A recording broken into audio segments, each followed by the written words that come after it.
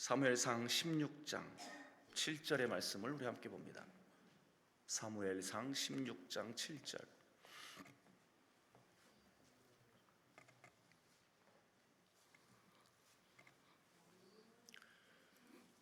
사무엘상 16장 7절.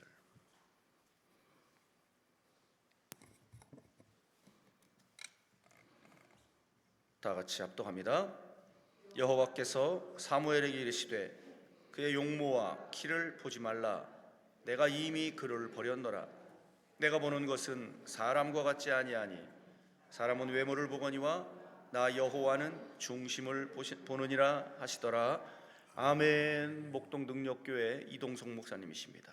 오늘 본문을 중심으로 하자 많은 인생이라는 제목으로 말씀을 증거하실 때 은혜의 시간 되시길 바랍니다. 우리 하나님께 영광의 박수 올려드립니다. 할렐루야. 사랑하신 전능하신 아버지, 은혜를 감사합니다. 신년 벽두에 갈 곳도 많지만 성산에 올라와 있습니다. 우리 하나님께서 함께 하심으로 이곳에서 은혜를 받도록 축복하시되 하자 많은 인생들 주님께서 쓰시고 사용하시고 그리고 축복하여 주시옵소서. 예수님의 이름으로 기도합니다. 아멘. 할렐루야. 이사야서 6장에 보면은 하나님께서 이사야에게 말씀하시기를 내가 누구를 보내며 누가 나를 위해 가겠니 했더니 제가 여기 있습니다 이렇게 말합니다. 그 당시 이사야는 제사장이었습니다. 이제 이 길을 떠나게 되면 모든 걸 다 버려야 하는데 그것도 제사장도 그냥 제사장이 아니라 궁전의 제사장, 다시 말해 왕이 주는 음식을 먹고 왕이 주는 옷을 입고 왕이 사는 곳에 같이 사는 제사장임에도 불구하고 이제 이 사명받아 떠나면 이제는 완전히 나가서 뭘 할지도 모르는 그가 이제 제가 여기 있습니다 이렇게 말합니다.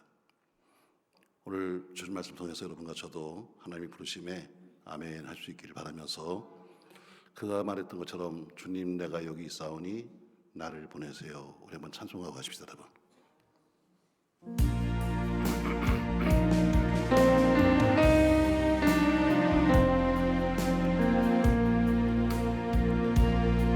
주님 내가 여기 있사오니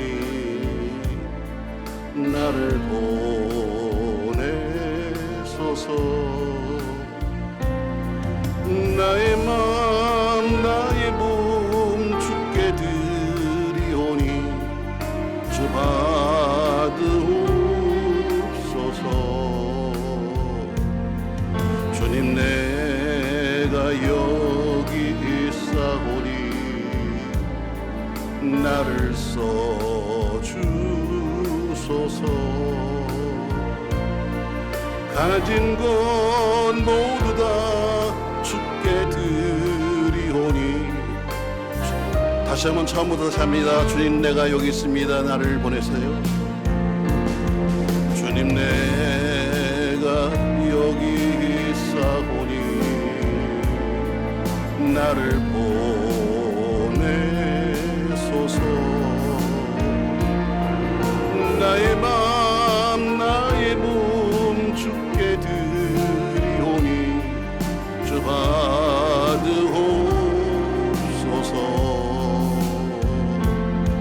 주님 내가 여기 있사오니 나를 써주소서. 가진 것 모두 다 주께 드리오니 주 받으옵소서.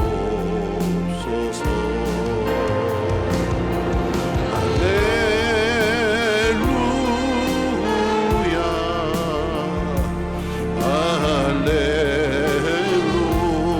할렐루야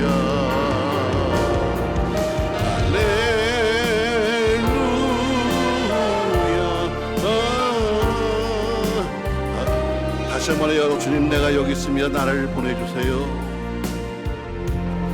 주님 내가 여기 있사오니 나를 보내소서. 나의 마음 나의 몸 주께 드리오니 주 받으옵소서.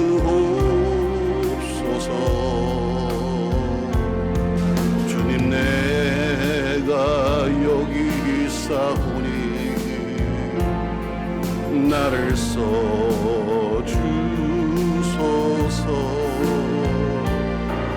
가진 건 모두 다 주께 드리오니 주 밭 할렐루야. 하나님께 영광과 찬송과 존귀를 할렐루야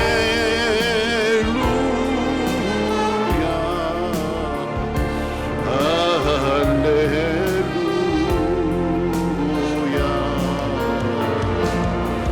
할렐루야.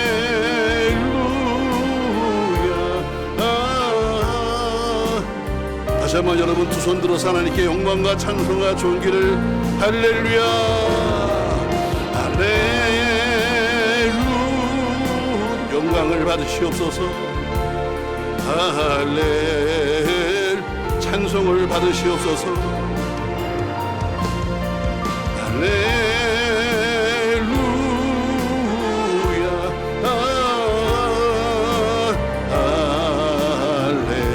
할렐루야. 나를 받으세요 주님. 나를 받으오. 나를 받으세요 주님. 나를 한 번은 나를 받으세요 주님. 나를 받으오.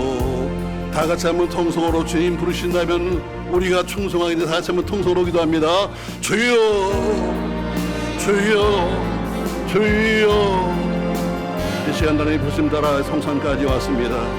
갈 곳도 많고 할 일도 많은데 우리를 부르신 전능하신 아버지, 이제는 주신 말씀을 통해서 우리 사는 삶 속에 우리가 무엇을 해야 될 것이며 어디가 신앙을 알게 하여 주시고 참 인생 하다마다 우리 인생들을 불쌍히 여기시고 우리를 사용하여 주셔서 하나님 원하시는 것으로 쓰고 사용하여 주시는 시간도 기도합니다. 우리 주께서 살으신다면 왜 형편을 입었겠습니다.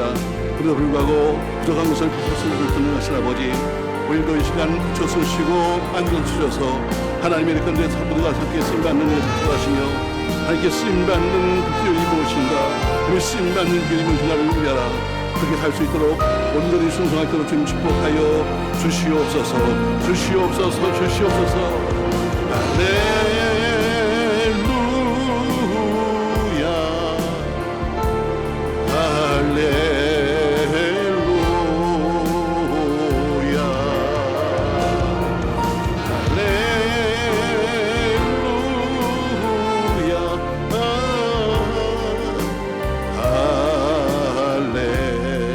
할렐루야.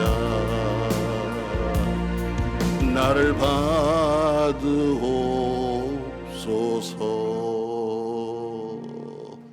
할렐루야. 우리가 신년인데 갈 때가 참 많을 텐데 오신 여러분 저희 이름을 환영하면서 이 성산에서 꼭 큰 은혜가 있길 바랍니다. 우리가 지난 1년 비상기험 속에 살면서 참 여러 가지를 봤습니다. 참 어수선한 성취, 또 무너져가는 경제, 또 뭐 쿠팡의 자마치 3,300만 명의 정보 유출, 얼마나 서로 불신하고 사는지 요새 이런 말이 퍼지고 있더라고요. 제가 지난 부흥회 때 저희 교회에서 한번 물어봤어요. 이건 예화입니다, 여러분. 또 자, 어딘데요? 묻지 말고 예화예요. 뭐라고요? 자, 얼마나 지금 세상이 어수선한지 이런 예화가 있더라고요.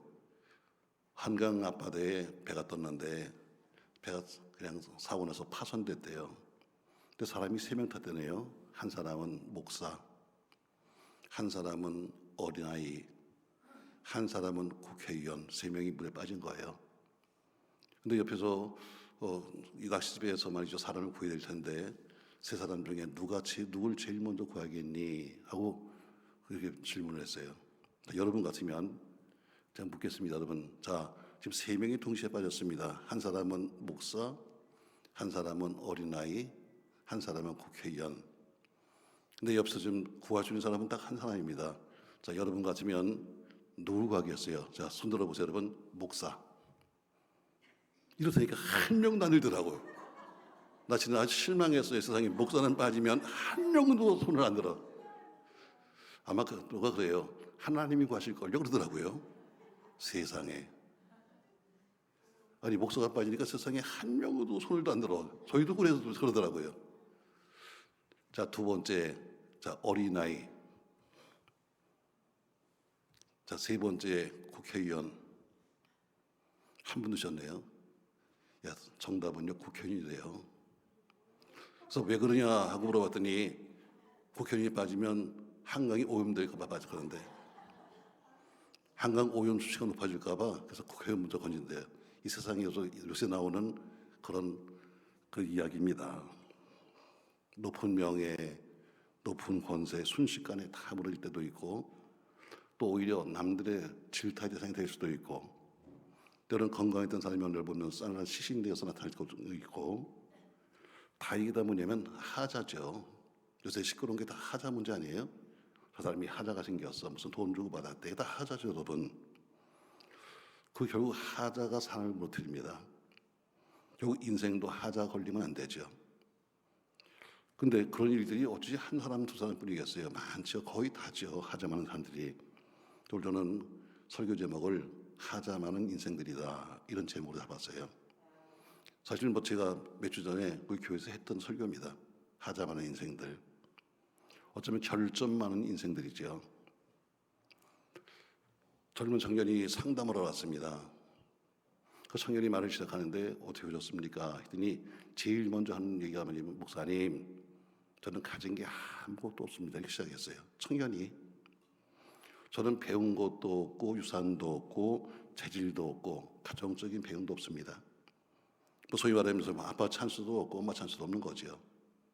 또 내가 나를 봐도 똑똑하지 않습니다. 그래서 도대체 나는 도대체 뭡니까? 아무것도 가진 것도 내놓을 것도 없는데 나는 앞으로 어떻게 살죠? 나름 직장을 얻으려고 애를 썼는데 그것도 사실 잘 되지 않습니다. 요즘 같은 능력주의 사회에서는 정말 살기 힘든 거죠. 그래서 청년이 낙심하고 고민하다가 결국 찾아온 거예요.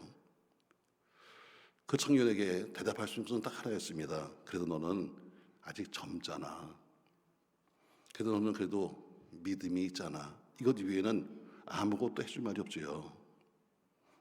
젊다는 것은 어느 것보다도 큰 유산입니다. 또 그리고 믿음이란 것은 어느 것보다도 가장 큰 힘이죠. 사실 모든 게 다 완벽하다고 해서 그것이 결코 능산될 수 없습니다.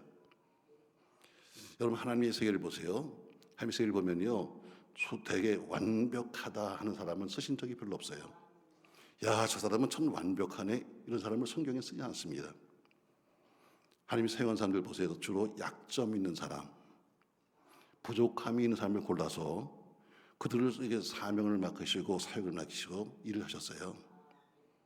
오히려 나는 완벽합니다. 난 어릴 때부터 나는 율법을 지켰고요. 난 어릴 때부터 온전하게 11조에 관한 사람은 쓰지 않았습니다.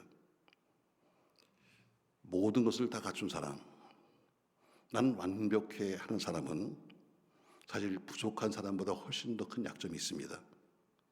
그게 뭐냐고요? 자만의식, 교만의식. 이게 상당히 무서운 겁니다. 나는 완벽하기 때문에, 나는 뭐 하기 때문에 한 것은요, 오히려 굉장히 위험한 거예요.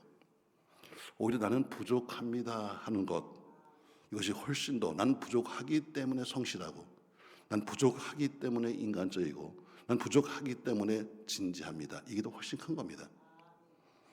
하나님은 그래서 이런 사람, 하자 있는 사람을 들어서 사용하십니다. 저 사람 한번 보세요. 옆 사람이 보세요. 저 사람이 어떻게 하자가 좀 이렇게 생겼는가. 그래, 하자가 있으니까 오늘도 여기 온 거예요. 사실 우리가요. 뭔가 세상에 믿을 수 없는 것들을 믿고 보기 위해서 우리가 여기 온 거죠. 저도 마찬가지고 여러분도 마찬가지죠. 오늘 본문에 보니까 하나님은 판단 기준이 다르다. 사람들은 외모를 보지만 하나님은 중심 보신다 해서 판단 기준이 다른 거예요. 사람은 눈에 보이는 밖을 보고 판단하지만 사람은 선택할 때 어떻게 항상 조건을 보고 합니다. 여러분 뭐 딸 결혼시키고 아들 결혼시킬 때 보세요. 제일 먼저 보는 게 뭐예요? 본인들은 얼굴을 볼지 모르지만 그러나 부모들은 제일 먼저 보는 게 뭐냐면 조건이에요. 부모가 뭐 하는 사람이야? 직장이 뭔데? 하면서 항상 조건입니다. 결국 우리는 그래서 그 사람들이 자꾸 인류하고 찾은 것은 뭐냐면 사람들이 모두가 조건을 찾기 때문입니다. 저는 목동 아파트에서 목회하는데요. 참 아이들이 불쌍합니다. 거의 아침부터 저녁까지 그냥 공부에 시달려서 애들이 노는 시간이 없습니다. 저희 교회 바로 옆에가 학교가 하나 있는데요. 중학교가 하나 있는데 전국에서 1등합니다. 거기서 시험해서 전국 1등 한번 붙으면 아파트 값이 올라갑니다. 애들 정말 불쌍합니다. 애들이 놀 시간이 없어가지고 새벽 2시에 공부 끝나고 나와가지고 그리고 와서 농구하는 애들도 있습니다. 왜 이렇게 애들 잡냐? 대부분 다 그래요. 뭐 우리 목동 아파트 보면 그렇게 뭐 특별히 하찮은 사람도 없습니다만 그래도 다 공부를 많이 한 엄마. 나는 못했지만 넌 해야 돼. 나는 안 했는 나는 넌 해야 되면서 항상 인류병입니다. 전부 다 인류병. 그래서 평소에 말하면 성경 말하잖아요. 하나님의 생각은 우리 생각과 다르다. 판단도 다르고 보시는 관점도 다르다.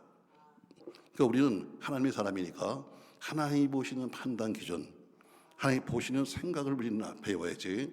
인간이 바라보는 밖으로 보이는 조건, 무슨 뭐 학교는 뭐 했는데, 뭐 직장은 어딘데, 돈은 뭐 했는데, 아버지는 이런 조건이 아니라 하나님이 보시기에 좋은 성경 전체가 뭡니까 여러분? 하나님 보시기에 좋았더랍니다. 모든 기준은 하나님이시잖아요. 맞습니다 여러분. 결국 우리는 그분의 판단, 그분의 생각을 알아야 그분을 기쁘시게 하고 그분의 은총을 받을 수 있고 결국 하나님의 복을 받는 겁니다. 자, 하나님이 하시는 일을 한번 보세요 여러분. 하나님이 이스라엘 공동체를 만드시는데 이스라엘 공동체에서는 누군가 한 사람이 필요했어요. 그래서 부른 사람이 내가 누구를 불러서 이스라엘을 만들지 하다가 아브라함이라는 사람을 뽑았습니다. 그 많은 사람들 중에서 뽑은 사람이 아브라함이에요. 자, 남들 보기에는 야, 넌 75세지만 너 집을 버려라. 아멘. 너 떠나라. 아멘. 나름대로 결단력이 있는 것도 있고 또 미지의 땅에 대한 꿈도 있었고 또 뭔가 개척하겠다는 의지도 있었습니다. 그래서 하나님께서 그를 보시고 고향 땅에서 불러내서 이제 이방 땅으로 보내시잖아요. 우리 잘 아는 창세기 12장 1절에 보면 이런 말씀이 나오죠. 너는 너의 고향과 친척과 아비집을 떠나서 내가 내게 보여줄 땅으로 가라. 내가 너로 큰 민족을 만들어주고 내게 복을 줘서 내 이름을 창대하게 하겠다. 너는 복이 될지다 이렇게 말합니다. 자, 아브라함에게 말씀하기를 너는 앞으로 창대하게 될 거야. 너는 복이 될 거다. 이렇게 말씀했으면 적어도 하나님이 아브라함에 대해서 이런 계획이 있다면은 아브라함은 뭐요? 남보기에도 완벽한 사람이었어야 돼요. 하나님이 아브라함을 불러서 야, 내가 너희 복을 줄게. 너 내가 보여줄 땅으로 가라. 아멘. 그럼 뭐라 그래요? 내가 너 큰 민족 만들어 줄게. 지금은 자식도 없어요. 자식도 없는 그에게 말씀하기를 내가 너에게 큰 민족 만들어 주겠다. 내가 너에게 복을 주겠다. 내 이름을 창대하게 해줄게. 그리고 마지막 말씀이 너는 복의 근원이 되라 이렇게 말씀합니다. 그런데 이 정도 하나님이 복을 줄 정도 같으면 우리가 보기에도 아브라함은 완벽한 사람이 되는 거예요. 그 조건이 뭐예요? 자, 내가 너에게 큰 민족을 만들어 줄게. 민족은 뭘로 만들어요? 사람이 있어야 민족이 되잖아요. 사람이. 아브라함은 자식이 없는 거예요. 그렇다면 그 말을 듣고 아멘 했으면 막 그 다음에부터 계속해서 막 연년생으로 쌍둥이 이렇게 나야 이 번성해지는 거예요. 그렇잖아요 여러분. 민족을 만들려면 자식이 많아야 되는데 75세 할아버지가 자식을 낳으려면 어떻게 해요? 자, 이제부터 막 네 쌍둥이 나야 이게 가능한 거예요. 자, 그런데 어때요? 그런 자식이 없습니다. 자식을 낳을 수가 없는 거예요. 여러분, 아브라함의 부인과 사라가 화자가 있었어요. 우선 여자가 나이가 많았죠. 결정적인 하자는 뭐냐면 아이를 낳지 못하는 거예요. 하나님은 내가 너로 큰 민족 만들어 줄게 했는데 막상 보니까 어때요? 하자입니다. 창세기 10장 30절에 보니까 이렇게 말합니다. 사례는 임신하지 못함으로 자식이 없다. 이 얘기는 뭐냐면 불임이에요. 불임인 여자에게 뭐예요? 아브라함이 말씀하기를 야, 네 부인을 통해서 내가 지금부터 많은 자식을 줄 텐데 하늘의 별처럼 하죠. 아기를 낳았는데 그게 가능한 거예요? 뭐 안 되죠 여러분. 지금부터 막 쌍둥이를 낳아도 시원찮는데 하늘의 별처럼 바닷가의 모래처럼 되려면 여러분 전혀 희망이 없는 거예요. 그런데 하나님은 아브라함 법을 선택하신 거예요. 이것부터가 하나의 사람의 생각과 한 생각이 다른 거죠. 자, 그러면 아브라함은 그렇다 치고 나중에 아들 이삭이 있잖아요. 자, 그러면 이삭이라도 아버지는 못했으니까 이삭이라도 막 새 쌍둥이를 팍 낳아야 되는데 아브라함 나이 100세야 자식이 이삭입니다. 늙어 아들 낳는데 이 아들 이삭이 장가도 못 가는 겁니다. 나이 40이 돼도 장가를 못 가서 그를 장가 보내기 위해서 아브라함이 자기 종을 보내가지고 가서 며느리를 하나 뽑아옵니다. 약속은 거창하잖아요. 자, 내가 너에게 하늘의 별처럼. 그럼 아버지가 못했으면 자식 때도 돼야 되는데 자식도 그래서 나이 40에 장가를 갔는데 근데 여러분 리브가도 불임입니다. 나이 40에 결혼했는데 나이 60이 될 때까지 아이가 없는 거예요. 그럼 이거 불임 아니에요? 하나님이 하신 일이 참 답답합니다. 세상에 아니 한꺼번에 막 쌍둥이 날 애들 여자를 두고 시원찮은데 큰 불임 여자만을 통해 가지고 어때요? 하늘의 별처럼. 이 말도 안 되는 소리잖아요. 맞습니다, 여러분. 하나님은 어때요? 하자 많은 사람을 들어서 사용하시는 거예요. 오히려 뭐 똑똑한 사람이 아니라 오히려 우리 보기에는 남들 보기엔 부족한 사람을 더 쓰시는 겁니다. 자, 모세 보세요, 여러분. 모세가 얼마나 위대한 사람이에요. 업적도 참 많잖아요. 그 사람은 지금도 이스라엘에서는 모세를 칭송합니다. 출애굽할 때 장정 60만 명, 아이, 여자, 노인 다 하게 되면 약 300만 명 정도와 더불어 함께 그 사람들을 이끌고 나온 사람이 모세 아닙니까, 여러분? 그러면 이 모세가 탁월한 능력이 있다는 거예요. 탁월한 지력이 있기 때문에 그 일이 가능한 거죠. 그러나 모세를 자세히 보면은 그렇게 탁월한 사람도 아니에요. 모세도 결정적인 하자가 있습니다. 여러분 지도자가 되려면 가장 중요한 것이 뭐냐면 말을 잘해야 돼요. 말을 잘해야 지도자가 될 수 있는데 근데 문제는 뭐예요? 모세는 말을 못하는 거예요. 하나님께서 모세에게 말합니다. 모세야 너 이집트 가서 애국 가서 내 백성을 구해와라 했더니 뭐라 그래요? 모세가 아니요 하나님 나 못해요. 나 못합니다. 어떻게 보면 우리가 겸손한 것 같지만 사실은 겸손한 것이 아니라 사실은 말을 잘 하려고 못하는 거예요. 하나님도 그걸 인정하셨어요. 그래서 광야에서 백성들이 그렇게 불평을 들을 때마다 항상 어때요? 모세는 할 수 있는 게 없어요. 말을 못하니까. 그래서 모세는 한 것이 뭐냐면 납죽 엎드려서 기도했다. 이거밖에 없어요. 말 잘하는 사람은요 기도 안 해요. 말로 하려고 그러지. 실력 있는 사람은 기도 안 합니다. 실력으로 하려고 그러지. 모세는 어때요? 그 많은 사람들이 와서 그냥 모세에게 불평을 하고 모세에게 와서 원망을 하고 할 때마다 성경 보세요. 모세가 답한 게 아무것도 없어요. 납죽 엎드렸다. 왜? 할 수 있는 게 없으니까. 여러분 정치하는 사람입니다. 근데 가서 애굽에 가서 뭐 바로와 더불어 협상을 해야 됐는데 정권대사로 가는 그 모세가 말을 못하는 사람입니다, 여러분. 이게 어때요? 우리의 생각과 다른 거예요. 말을 잘해야 정치하지. 말을 잘해야 목사하지. 말을 잘해야 전도하지. 아니에요, 여러분. 모세는 어때요? 말을 잘 못해서 난 말을 못합니다. 그래서 하나님이 아론을 붙이신 거예요. 저 다윗도 보세요. 이스라엘 왕이 41명입니다. 그래서 가장 다윗은 탁월한 왕이죠. 그래서 유대인들은 지금도 왕 중에 왕 하면 다윗이라고 말하고 있습니다. 사실 사람들이 기억하고 있는 다윗은 막 기골이 장대하고 그리고 또 용모가 준수하고 매우 용맹성으로 살지만 성경은 그렇게 나오지 않아요. 오늘 본문 3무엘상 16장 1절에 보면은 자 이렇게 말씀하고 있어요. 여호와께서 사무엘에게 이르시되 내가 사울을 버렸다. 사울이 하나님을 버렸거든요. 그 말씀하시기를 사무엘에게 야 내가 사울 버렸어. 너 이제부터 가서 나를 위해서 새롭게 왕을 세워야 한다. 이 말을 듣고 사무엘이 뿔에 기름을 채워가지고 지금 이새의 집으로 가는 겁니다. 가면서 상상을 해요. 뭐라고 상상하는가 하면 이새의 아들들이 얼마나 잘났으면 하나님이 그 많은 삶 중에서 이새의 집에 가서 그 중에 내가 숨겨놓은 왕이 있다고 말했을까. 상상을 합니다. 야, 얼마나 기골이 장대하고 얼마나 힘이 좋고 얼마나 멋진 사람이 있었을까 하고 갑니다. 자, 혼자 상상하고 길을 가는 거죠. 그리고 가면서 어때요? 가면서 계속해서 아들들을 만납니다. 이세 아들들을. 근데 보니까 어때요? 첫째를 보니까 기골이 장대하고 잘생겼습니다. 아이고 하나님 정말 잘 뽑으셨습니다. 이 사람 맞습니까? 하니까 아니야. 둘째를 보니까 어때요? 또 멋집니다. 아, 그럼 이 사람입니까? 아니야. 자, 그리고 7절에 오늘 하신 말씀이에요. 7절 말씀 보세요. 오늘 여호와께서 사무엘에게 이르시되 그의 용모와 키를 보지 말라. 내가 이미 그를 버렸노라. 내가 보는 것은 사람과 같지 아니하니 사람은 외모를 보거니와 나 여호와는 뭘 보신다? 중심을 보신다. 이렇게 말씀하십니다. 자, 이 말씀은 뭐예요? 앞으로 네가 선택할 왕이 네가 생각하는 것처럼 기골이 장대하고 힘이 좋고 칼을 잘 쓰고 하는 그런 왕이 아니라 매우 보잘것없는 사람이 왕이 될 것이다 얘기예요. 외모를 기대하지 마라. 등치를 기대하지 마라. 학문을 기대하지 마라. 네가 생각과는 다르다는 거죠.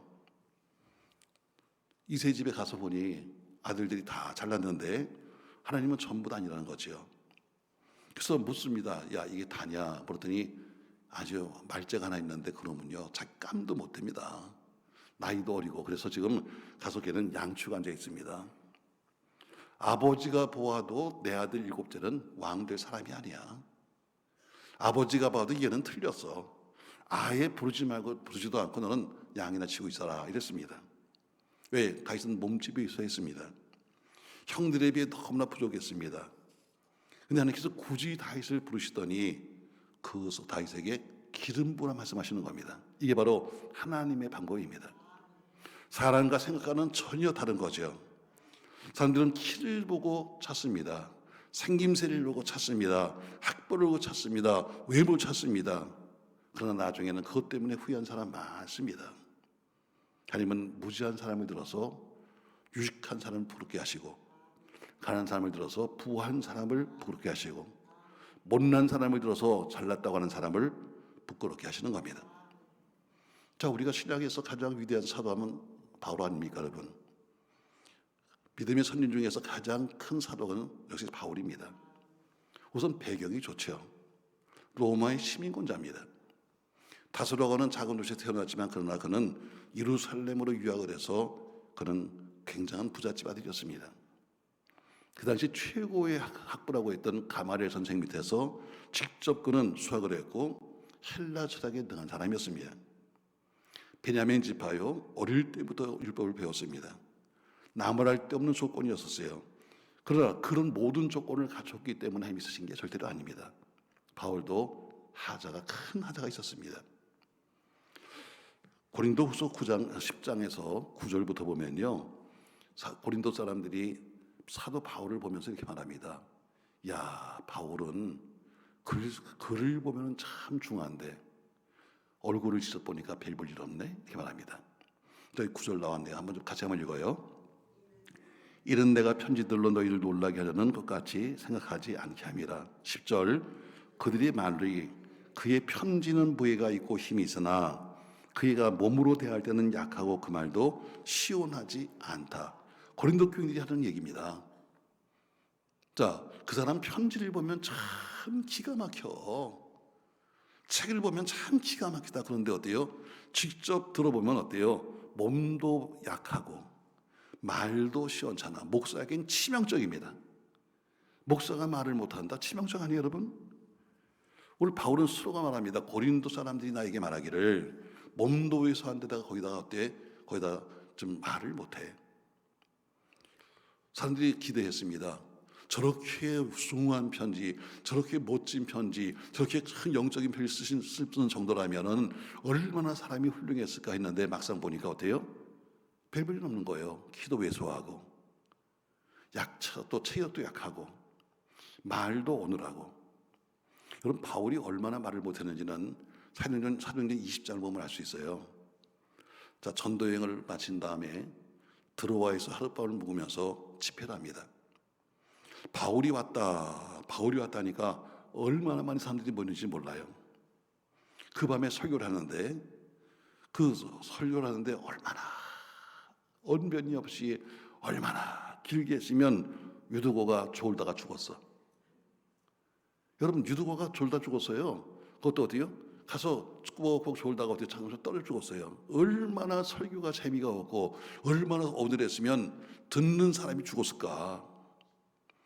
바울도 스스로 자기 약점을 알고 있었습니다. 고린도서 11장 6절에 보니까 그는 편지를 쓰면서 이렇게 말합니다. 내가 비록 말에는 부족하나 지식은 그렇지 않다. 사도 바울도 자기가 인정하는 거예요. 내가 지식은 있지만 그러나 내가 말은 잘 못해, 이렇게 말합니다. 거기다가 바울의 행적이라고 하는 책에 보니까 바울의 모습이 나와 있는데 적은 키에 대머리에 눈썹은 순악질 여사처럼 일자 눈썹이고 아주 두꺼운 독검을 썼다, 이렇게 썼습니다. 여러분, 이 정도 되면은 사실 목사로서의 가장 기본기가 안 된 겁니다. 학자는 할 수 있지만 목회를 할 수 있는 사람은 아닙니다. 우리가 생각하는 모세, 야 그렇게 위대하신 모세, 하자입니다. 믿음의 조상 아브라함, 하자입니다. 우리가 알고 있는 최대의 사도 바울, 목사로서는 하자입니다. 저 바울에 대해서는 1차 전도여행 때 바나바와 더불어 함께 전도를 합니다. 그래서 루스드라에서 안진뱅이를 고쳐요. 그랬더니 이것을 보고 있던 원주민들이 바울과 바나바를 가리켜서 야 신이 왔다 하면서 바울과 바나바를 신이라고 불렀어요. 근데 바나바를 뭐라고 불렀냐면 소스 신이다, 이렇게 불렀어요. 이게 사도행 20장에 나오는 광입니다. 바울은 험의 신이다, 이렇게 불렀어요. 여러분, 스시 신이 뭡니까? 여러분, 어떤 사람은 또 스시 또 이거 생각하는데 그거 아니야. 자, 스시 신은 뭐냐면요, 신들 중에 신이라고 하는 제우스를 가리켜서 스시라 그래요. 그러니까 바나바는 어때요? 바울과 바나바 있는데 바나바를 가리켜서 그런 외모로 잘났고 키도 크고 잘생겼기 때문에 야 저 사람은 신 중에 신이야, 제우스야, 이렇게 불렀어요. 근데 바울은 험의 신이 없어요. 험의 신. 험의 신은 무슨 신이냐면요, 심부름꾼 신이에요. 심부름.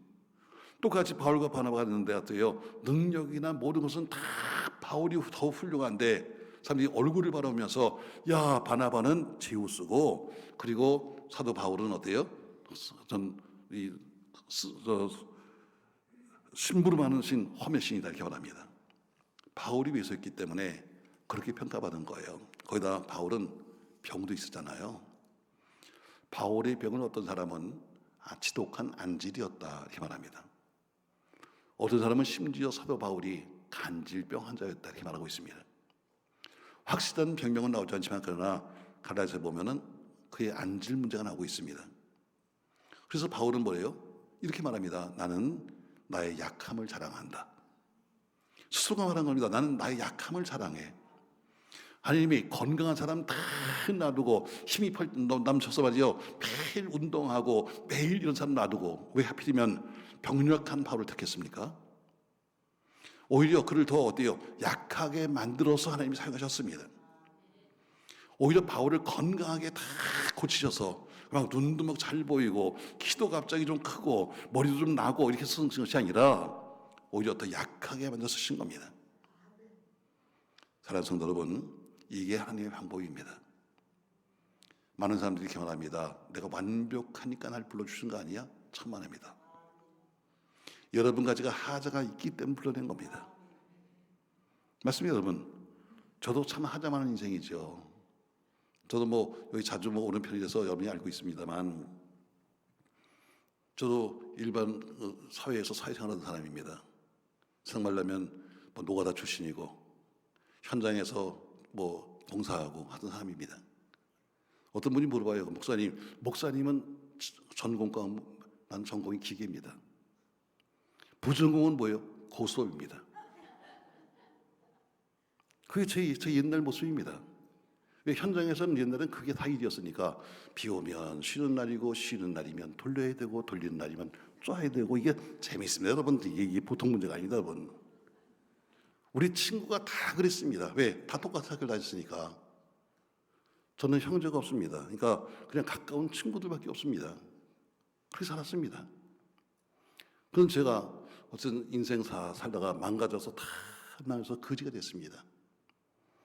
아니 좀 좋을 때 쓰시지 않고 좀 뭔가 좀 할 수 쓰지 않고 다 있는 거 다 없어져 버리고 거지 되고, 그리고 거의 도망자 비슷하게 도망다녔습니다. 이 기도원도 옛날에 도망쳤습니다. 빚쟁이 피해서. 제가 그러잖아요.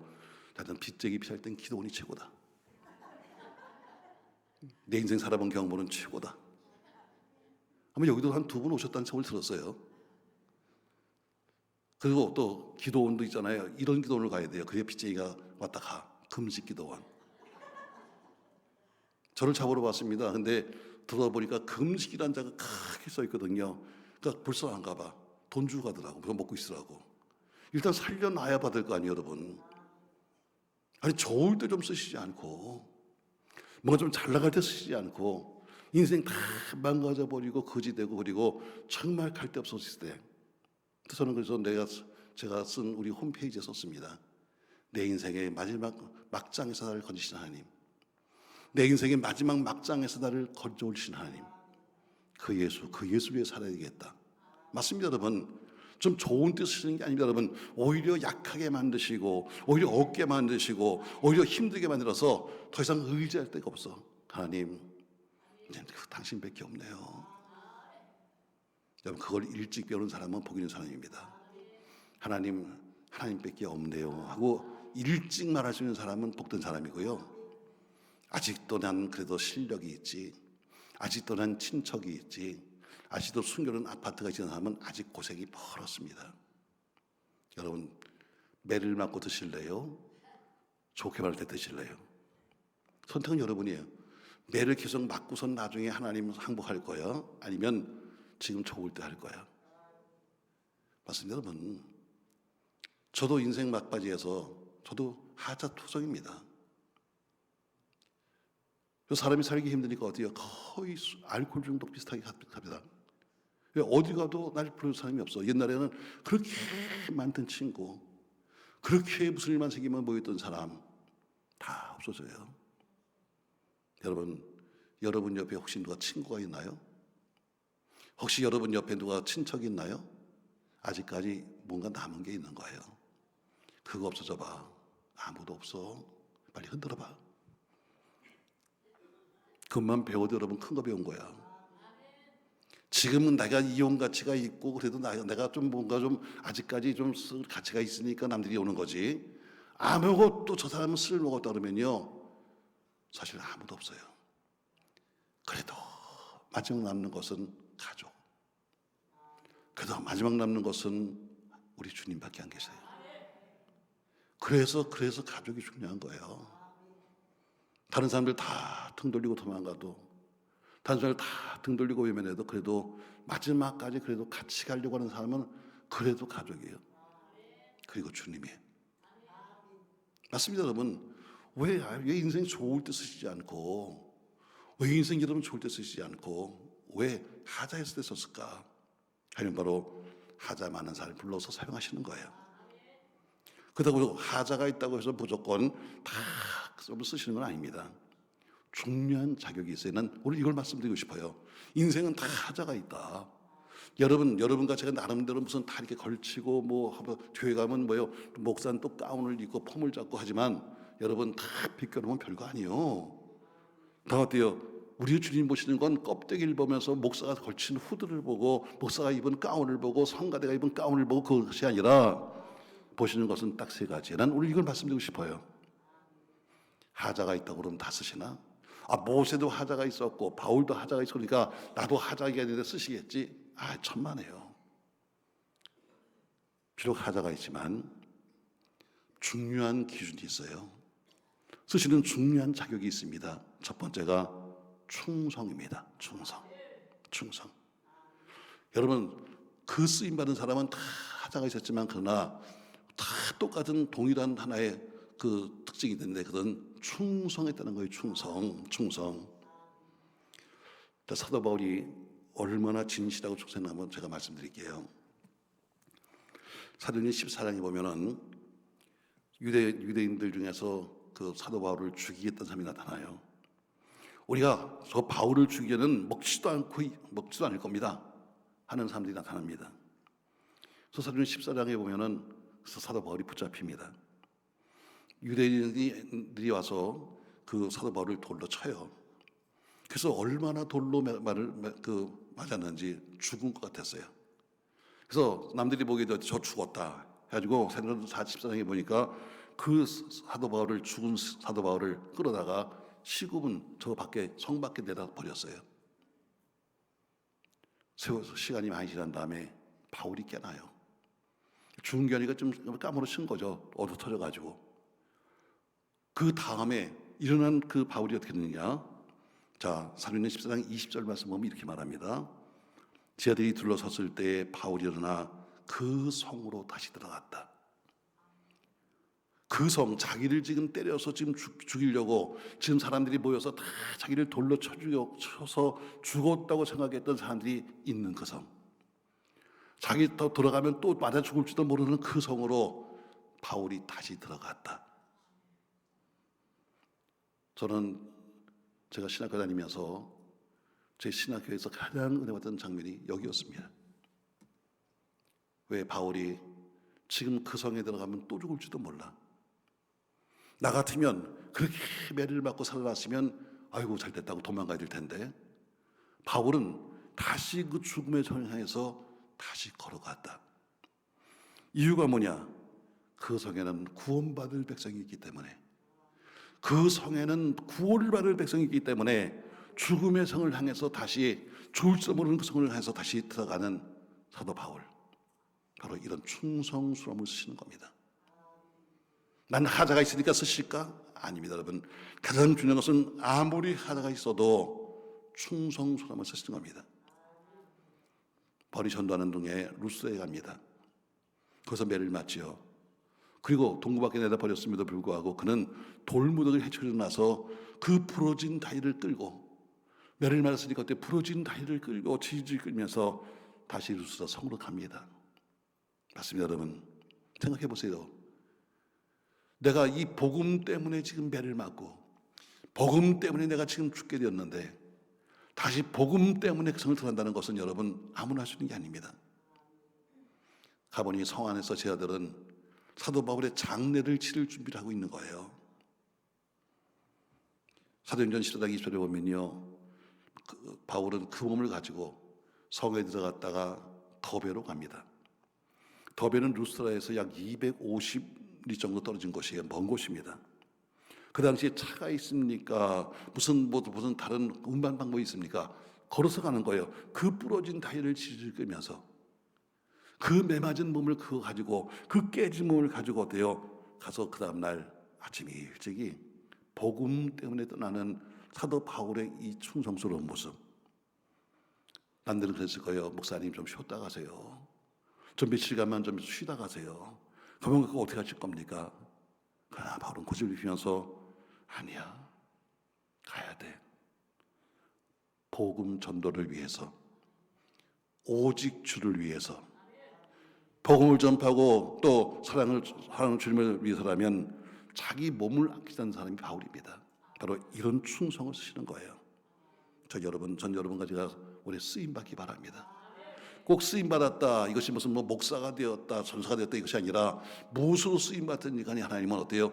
하자 많은 인생 중에서 충성스러운 사람을 쓰는 겁니다. 이와 같은 열정으로 바울은 1차 전도여행 때 자그마치 2,000km를 걸어서 전도했습니다. 2차 전도여행 때는 3,000km를 걸어서 복음을 전했습니다. 결국 그는 로마에서 순교했습니다. 하나님이 아브라함을 선택하시고, 하나님 모세를 부르시고, 다윗을 사용하시고, 바울을 선택했던 가장 중심이 뭐냐면, 중심 보신 하나님, 충성심과 믿음의 중심을 보십니다. 사랑하는 성도 여러분, 저 하나님께 충성하십시다. 세상도 마찬가지로 사람도 얼마나 내가 직장에 충성하는가, 거기에 따라서 사람이 달라지는 거예요. 온라인도 마찬가지로 얼마나 네가 충성하는가, 이 충성을 보시는 겁니다. 또 한 가지는 우리 하나님은 진실을 보십니다. 진실. 세상에 나는 완벽해, 난 모든 게 다 있지, 이런 사람들은 진실하지 않습니다. 주로 이기주의자가 많죠. 왜? 나는 완벽하니까. 전부 다 자기주의입니다. 신앙생활도 자기 하고 싶은 대로 믿고 하고 싶은 대로 살고 하고 싶은 대로 갑니다. 그러니까 결코 큰 일꾼이 못 돼요. 오히려 완벽한 큰 일꾼이 못 됩니다. 그래서 가장 복된 사람은 충성스러운 사람이요, 진실한 사람입니다. 전 여러분 교회에서 진실합시다. 할렐루야. 제가 작년 봄인가요? 작년 봄에 여기 집회 와서 저희 식당에서 식사하다가 어떤 목사님이 저한테 인사를 하시더라고요. 목사님, 저는 어느 목사입니다. 보니까 제가 성함은 들었는데 저는 성교교 목사입니다만 성교교가 두 개가 있거든요. 기성, 여성에서. 그분은 기성측 목사님이라고요. 원로 목사님인데 제가 그 다음 주간에 전화했어요. 목사님, 저희 교회 오셔서 좀 집회 좀 해주세요. 제가 무슨 집회를 하세요? 아니요, 목사님. 지금 기도원 가는 목사가 있습니까? 여러분, 여기 우리 목사님 오셨다면 정말 존경해야 합니다. 요새 목사님들 기도는 안 갑니다. 세미나 하면 다 호텔 가서 앉아있고 가서 콘도 가서 앉아있고 이런 데 찾아다니지 누가 해서 기도를 합니까, 여러분? 그렇습니다. 목사님, 저는 목사님을 잘은 모르지만 기도원에 오셔와 계셨다는 것만 해도 저는 존경합니다. 여러분, 세상에서 할 일이 많으면 안 돼요. 목사도 불러준 데가 꽤 많습니다. 오랜 데는 없어도 갈 데는 많습니다. 그러나 어때요?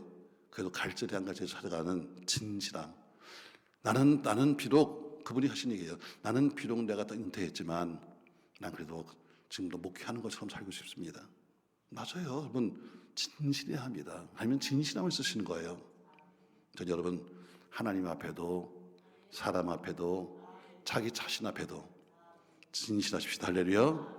하나님이 쓰시는 건 첫 번째가 충성입니다.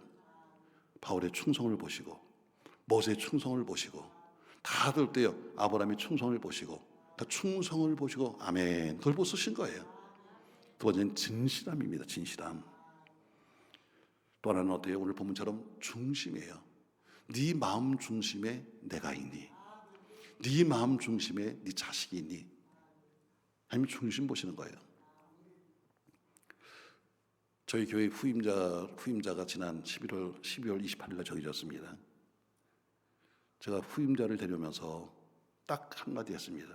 목사님, 난 다른 건 아무것도 필요 없어. 우리가 전임자 후임자 사이의 가장 큰 문제가 뭐냐면 돈 문제야. 어디 가나 항상 뭐 얼마를 챙겨주고 무슨 뭐 집을 해주고 뭘 해주고 하는데 난 그런 건 아무것도 필요 없다. 집도 필요 없고 나 차도 다 반납하고 갈 거야. 퇴직금도 안 받고 갈 거야. 넌 목회만 해. 그 대신에 한 가지만 지켜줘. 나는 부흥회를 쭉 다니느라고 40년 다니느라고 우리 교인들을 내가 진심으로 사랑하지 못해서 시간이 없는 거예요. 왜? 일주일에 한 4일 나갔다 와서 일주일에 3일 동안 교회 있는데 와서 밀린 일 하다 보면은 내가 정말 사랑하지 못했다. 이게 난 너무 죄송해. 그러니까 당신은 내가 딱 한 가지만 부탁할게. 제가 이번에 서로 이치임식 할 때 제가 패를 만들어줄 거예요. 내가 당신에게 한 말 1번, 나는 당신에게 이걸 원한다. 나는 우리 교인들을 당신 자식보다 사랑해달라. 여러분, 자식이 귀해, 교인이 귀해? 여러분, 목사로서 보면 어때요? 대부분 자식이 더 귀하지. 나도 마찬가지죠. 자식을 위해서는 어때요? 돈도 다 대출받고. 자식을 위해서는 여러분 못하는 게 없어. 그러나 교회를 위해서는 어때요? 다 계산하고 앉아있어요. 제가 부탁해서 첫 번째, 다른 건 아무것도 필요 없어. 날 위해서는. 나는 그냥 갈 테니까 당신이 우리 교인들을 당신 자식보다 조금만 더 사랑해줘. 난 그러면 당신한테 할 말이 없다. 그러나 아니면 내 쫓아올 거야. 쫓아간다고 겁도 안 나겠지 이제. 이게 목사의 마음이요. 뭐 내 나름대로는 그렇게 교회에다 열심히 해보려고 애를 썼지만 시간이 있는 건 돈이 없잖아. 몸이 하나인데. 그래서 제가 그렇게 부탁했습니다. 1번, 절대로 난 다른 건 필요 없다. 뭐 나를 위해서 무슨 뭘 해주려고 생각하지 마. 그건 뭐 교회에서 뭐 했든 다 거절했으니까. 난 그냥 40년 동안 빈 털터리가 개척해가지고 이만큼 대접받고 이만큼 살았고 이만큼 했으면 됐어. 전 지난 여름에 교회다가 제가 항상 가르쳤거든요.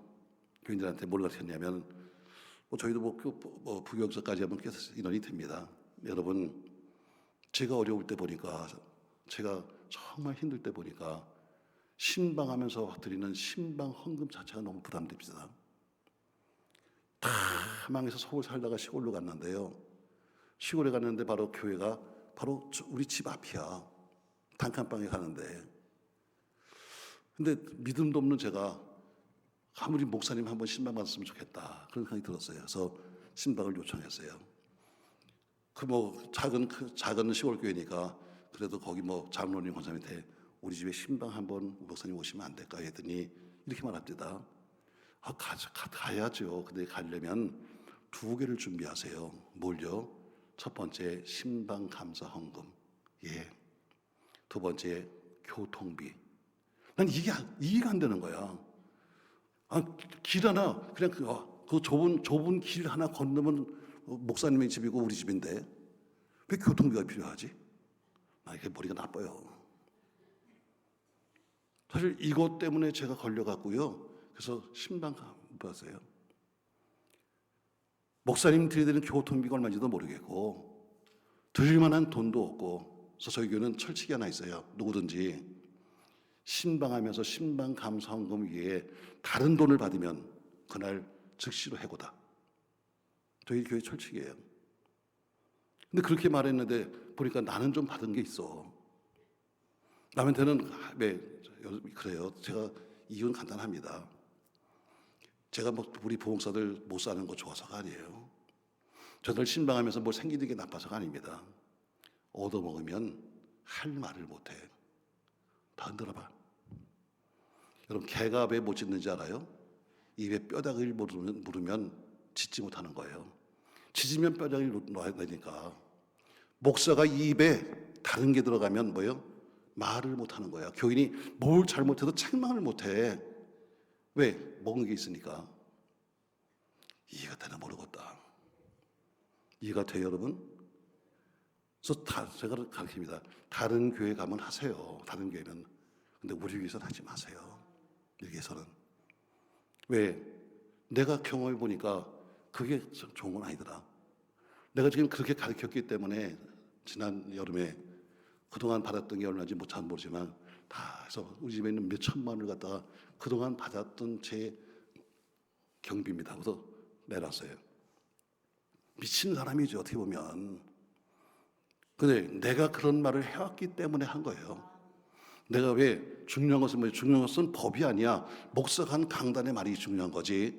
법이 정관 몇 조에 의해서 헌장 몇 조가 보다 중요한 것은 목사의 말이에요. 하지 말자 했으면 하지 않는 거고, 하자 했으면 하는 거예요. 저 여러분, 우리 모두가 하나님께 진실하자. 물론 돈이 전부가 아닙니다. 우리 마음이 중심이죠. 오늘 하나님이 쓰시는 것이 뭐냐? 오늘 성경은 이렇게 말합니다. 하나님은 하자 많은 사람 쓰는 거야. 깨끗한 사람, 나는 뭐한 사람 쓰지 않아. 근데 어때요? 오늘 그 사람 이름을 제가 쭉 됐잖아요. 모세도 보니까 하자가 있고, 아브라함도 보니까 하자가 있고, 이삭도 보니 하자가 있고, 또 사도 바울도 하자가 있더라. 목사의 치명타적인 하자가 있더라. 그럼에도 불구하고 하나님이 고쳐 쓰는 게 아니다. 하자 있는 대로 그것이 오히려 연약하게 돼서 오히려 겸손하게 일하더라. 그래서 우리는 뭐가 필요하다? 충성심이 필요하다. 말씀하시면 예 하는 충성심. 2번째 뭐가 필요하다? 진실함이 필요하다. 3번째 중심이 필요하다. 중심. 내 중심이 지금 교회가 아니냐? 목사면 내 중심이 교회가 아니냐? 아니면 내 자식한테가 아니냐? 내 중심이 지금 교인한테가 있냐? 내 중심이 돈에가 있냐? 중심이 중요하죠. 사는 성도 여러분, 전 지금도 말합니다. 먹고 살려면 목사 안 하는 게 좋습니다. 내가 보니까 저도 면허증도 있고 그러는데 그냥 그거 사는 게 편하지. 목사 하는 게 여러분 그렇게 사람이요. 인간마다 다 다르다. 기계처럼 다 똑같은 게 아니고 사람마다 다 달라가지고요. 저 속에 뭘 뜨는지 알 수가 없어. 난 처음에 목회 시작하면서 그랬어요. 사회생활 하다 그냥 이 신학교 들어가서 이 목회를 시작했으니까 아유, 교인에서 그까짓 뭐 30명, 40명, 50명은 아무것도 아닙니다. 아내가 회사에서 저도 300명을 건드렸는데 세상에 아무것도 아니었는데요. 가면 갈수록 느끼는 게 뭐냐면 목회 너무 힘들다. 아무것도 모를 때는 어때요? 그것도 못해 몇십 명 그랬는데 해보니까요. 야, 가면 갈수록 힘든 게 목회야. 인간을 알 수가 없어. 그 조적같이 변하는 그 사람의 마음. 언제는 뭐 할렐루야 했다가 뒤집어지는 그 인간들. 앞에 오면 그렇게 싹 웃으면서 뒤만 돌리면 등 돌린 사람들. 가면 갈수록 힘든 게 사람이야. 하나님은 뭘 보신다? 중심 보신다. 중심 보신다.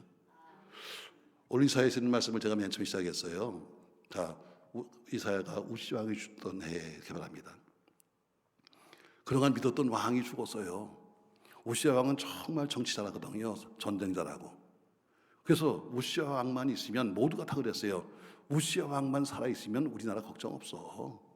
왕이 다 해줄 텐데 뭐 정말 그렇게 훌륭한 왕이었었어요. 좀 교만해서 나중에 세상이 할 일을 지가 하려고 하다가 문둥병 걸렸지만 그래도 훌륭했어요. 근데 그가 죽었어요. 더 이상 의지할 데가 없는 거예요. 의지할 데가 없으니까 이사야가 어때요? 성전 속에 들어가서 기도해요. 그래서 하나님 만나요. 사람은 의지할 데가 없어야 주를 의지해요. 의지할 때 돈을 의지하거나 사람을 의지하거나 뭐가 의지할 때가 있으면 그 의지하느라고 하나님을 의지하지 않아. 하나님이 어때요? 그걸 끊으시는 거예요. 세상 거룩줄을 끊어버리고 주의 줄을 찾게 만드시는 거예요. 그리고 기도하는 가운데 뭘 봐요? 자, 제일 먼저 오는 게 천사가 와서 그의 입술을 찢어요. 자, 무슨 얘기입니까, 여러분? 그냥은 몰라요. 하나님 말씀에 비춰봐야 나를 보는 거예요. 여러분과 제가 나를 볼 수 있는 것은 뭐예요? 거울이 아니에요. 말씀의 거울이에요. 하나님 말씀의 거울에 나를 비춰봐야지만 내가 보여요. 내 딴엔 잘났다, 내 딴엔 뭐 했다고 떠들고 내가 다니는데 하나님 말씀에 비춰봐야 이게 맞는 얘기인지 틀리지 않는 거예요. 사람은 절대로 여러분 사람이 하는 말을 믿을 게 못 돼. 이사야가 어때요? 그는 제사장이에요. 대대로 집안이 목사의 집안이에요. 내가 목사가 뭘 그렇게 잘못했겠어? 목사가 뭘 이렇게 흥이 많겠어 했는데 어때요? 그가 가서 말씀의 거울에 비춰보니까 내가 참 잘못했네. 내가 정말 못할 말도 많이 했네. 그래서 그가 회개를 시작하는 거예요. 그처럼 말씀의 거울에 비춰봐야 내가 보이는 거예요. 여러분 거울 잘 보셔야 돼요. 할렐루야. 그러니까 그래서 말씀의 거울이 필요한 거예요. 어떤 분은 말합니다. 아유 목사님 내가 지금 나이가 몇 살인데 거울을 봐요. 나 거울 필요 없어요. 이제 늙어서요.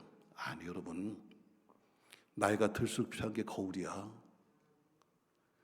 어릴 때는요 거울 안 봐도 이뻐. 어릴 때는 거울 안 봐도요 그냥 자다가 나가면서 막 이러고 나가도 애들은 다 이뻐요. 나이 들어 보세요. 나가려면 힘들어. 파진 골도 메꿔야지. 이것저것 찍어 발라야지. 오히려 나이가 들수록 필요한 것이 거울이에요. 신앙도 마찬가지예요. 초신자 때는 말씀 몰라도 그냥 이뻐.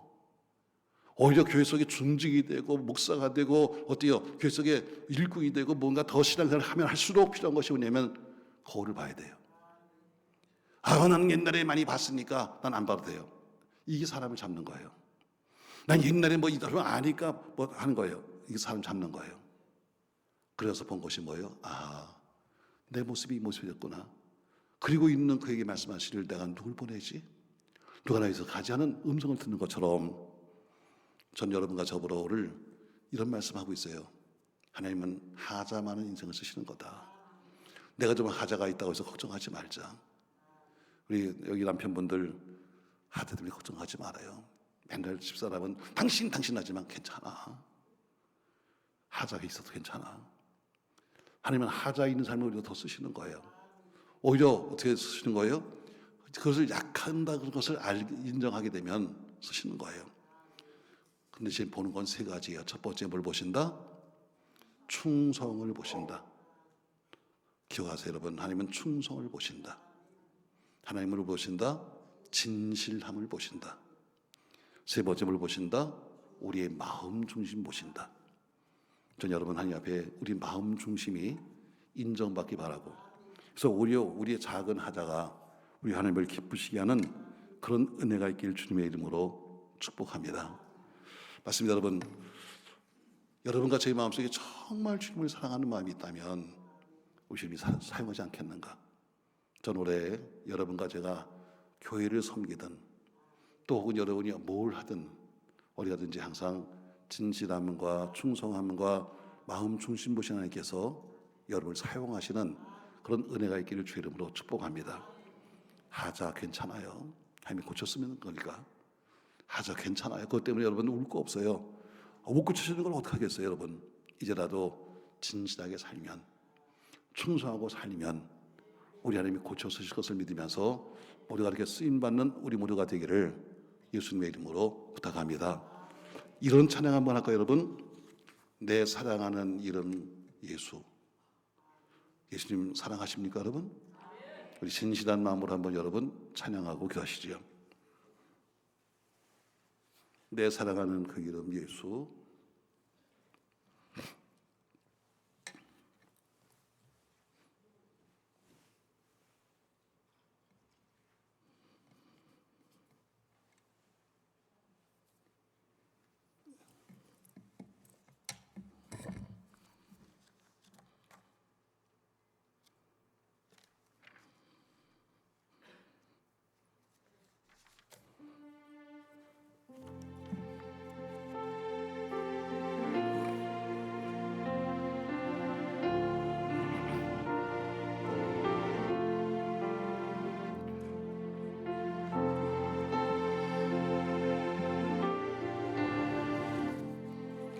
다른 거 합시다. 자, 우리 그럼 주만 바라보시다 합시다.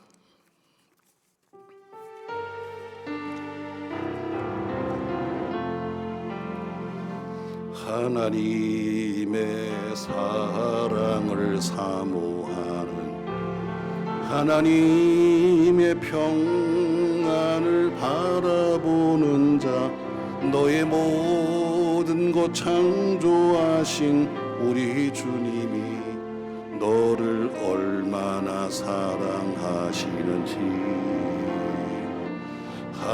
하나님께 찬양과 경배하는 자, 하나님의 선하심을 닮아가는 자, 너의 모든 것 창조하신 우리 주님이 너를 자녀 삼으셨네. 하나님 사랑의 눈으로 너를 어느 때나 바라보시고, 하나님 인자한 귀로서 언제나 너에게 기울이시니, 어두움에 밝은 빛을 비춰주시고 너의 작은 신음에도 응답하시니, 너는 어느 곳에 있든지 주를 향하고 주만 하나님 사랑의 눈으로 바라보십니다. 하나님 사랑의 눈으로 너를 어느 때나 바라보시고, 하나님 인자한 귀로서 언제나 너에게 기울이시리, 어두움에 밝은 빛을 비춰주시고 너의 작은 신음에도 응답하시니, 너는 어느 곳에 있든지 주를 향하고 주만 바라볼지라, 주만 바라볼지라.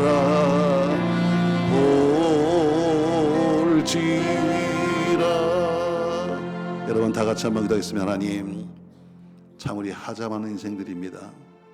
밖으로 보기엔 이쁘게 꾸미기도 하고 멋진 것을 걸치기도 하고, 또 나는 목사라고 위에 가운을 걸치고 후드를 걸치면서 치장했지만 속에 들어있는 하자를 바꿀 수는 없습니다.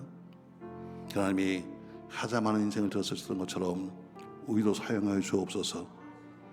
우리에게 주실 요구하시는 충성, 우리에게 요구하시는 진실, 그리고 요구하시는 하나님 중심이 있도록 축복하셔서 부족함을 거스러 메꿔가며 원하시는 자리까지 갈 수 있도록 우리를 인도하여 주옵소서.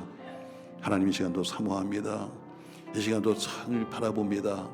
저희들 마음속에 시작하던 1년 주님께서 함께 하심으로 1년 동안 하자를 꺼낼 것이 아니라 마음속에 있는 충성과 진실과 중심이 있도록 축복하옵소서.